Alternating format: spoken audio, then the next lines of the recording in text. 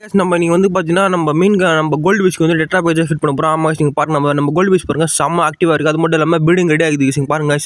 ஃபீமேல பாருங்க, மேல் பாருங்க சேஸ் பண்ணினே இருக்குது பாருங்க guys. நம்ம வந்து அதாவது வெங்காயத்துக்கு வர அந்த வலை தான் போட்டு வச்சிருக்கேன். இப்போ பாருங்க guys, நல்லா செம்மையா வந்து ப்ரீட் ஆகுது பாருங்க. இங்க பாருங்க சேசிங் பண்ணினே இருக்குது. வந்து ஃபீமேல வந்து மேல் சேஸ் பண்ணினே இருக்குது. கண்டிப்பா வந்து முட்டை வச்சிருங்க guys. இன்னும் ஒரு வாரத்துல முட்டை வைக்க போகுது guys. இங்க பாருங்க நான் வந்து அந்த ஃபுட் போட்டு சாப்பிட்டு பாருங்க. நான் பொதுவாக வந்து டெய்லி வந்து முட்டை தான் ஃபீட் பண்ணுவேன். நான் இன்னைக்கு வந்து முட்டை வந்து வேக வைக்கல.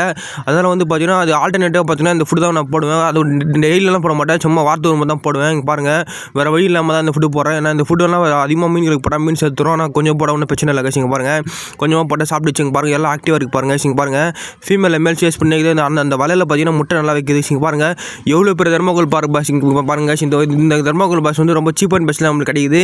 அது மட்டும் இல்லாமல் தொட்டி வந்து இவ்வளோ பெரிய தொட்டி வந்து நீங்கள் கோல்டு ஃபிஷ் கொடுக்க முடியாது கண்டிப்பாக.